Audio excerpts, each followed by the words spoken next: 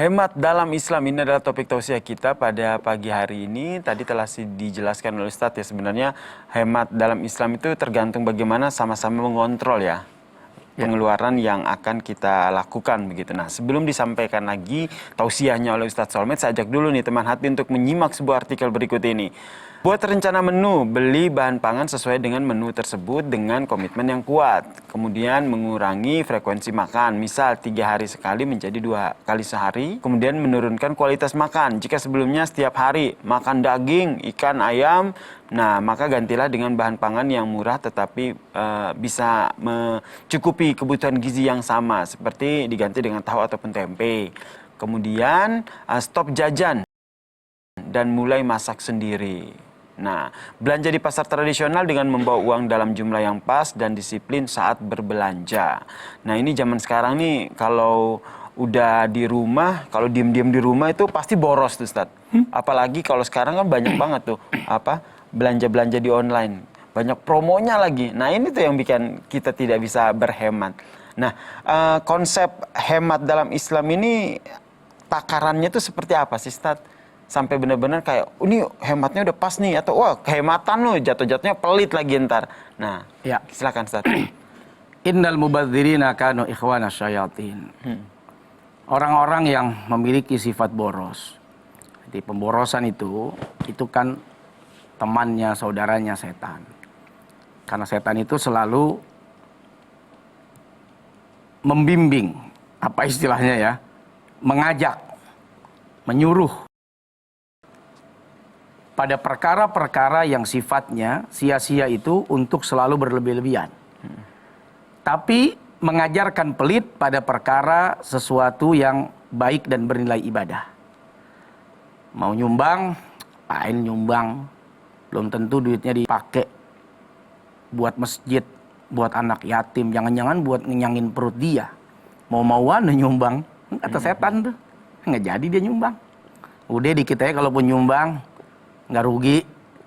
Tapi begitu urusan-urusan yang sifatnya batil, yang sifatnya di luar ibadah, apalagi di luar kebutuhan, orang royal banget. Iya. Banyak yang begitu. Ambur-amburin tuh duit. Ambur-amburin tuh duit. Nah, hati-hati ketidakseimbangan kita dalam mengeluarkan ya harta pada ibadah dengan harta untuk yang sia-sia, itu bisa saja masuk kategori pemborosan atau masuk kategori kezoliman. Untuk dunia begitu semangat, tapi untuk akhirat kenapa kita tidak semangat? Nah, jadi harus dilihat dulu kita mengeluarkan uang untuk hal apa ini kayasir. Kalau untuk ibadah, maka di sana tidak ada sesuatu yang berlebihan dalam kebaikan. Tapi setiap yang berlebihan belum tentu bernilai ibadah. Tergantung ini dikeluarkan untuk apa. Nah, apa yang tadi dijadikan tips itu udah bener. Yang tadinya belanja di supermarket, yang nggak bisa nawar, dah pergi deh ke warung Po Iyom. Kita bisa pergi ke pasar tradisional. Yang tadinya harganya paten kalau supermarket, kita masih bisa nego. Itu juga cara berhemat. Iya. Yang tadinya makan daging, ya tinggal beli kaldu rasa daging. Itu hemat. Jangan dipaksain. Ya. Yang tadinya makan sop, soto tiap hari. Ada tuh mie rasa soto.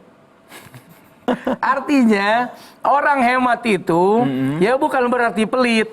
Iya. Tapi menyesuaikan dengan kemampuan kayak Yasir. Nah, ini ya benar ya. Tapi kalau dia mampu, jangan juga menzolimi diri. Menzolimi seperti apa nih, Ustaz? Contoh misalnya, Allah senang dengan pakaian yang bagus, ya pakaian yang rapi. Tapi kalau kemampuan hanya membeli kaos yang 20.000, jangan maksa yang 20 juta. Depresi jadinya. Makanya boros temannya setan. Karena orang bisa diajak buat apa? Buat mencuri, menghalalkan segala cara, membunuh, melakukan tindakan kriminal. Itu bermula dari sifat boros tadi yang tidak bisa menyesuaikan antara kebutuhan dengan kemauan. Antara pengeluaran dengan pendapatan. Datang setan sudah di situ. Dia hasut kita, dia goda kita. Makanya boros itu kenapa jadi saudaranya setan, jadi temannya setan? Ya namanya sama teman sama saudara mah cengli. CS sudah. Udah kalau lu pengen itu lu tuh talsuin itu tanda tangan. Oh siap CS. Ya enggak? CS udah jadi saudara. Percaya dia. Nah, karena sifat boros tadi. Nah, seperti itu kayak sih. Berarti Tapi kalau dia mampu enggak apa-apa.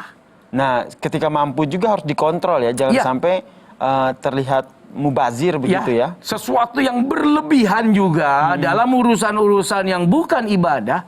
Ibadah saja nggak boleh berlebihan. Innallaha la yuhibbul musrifin.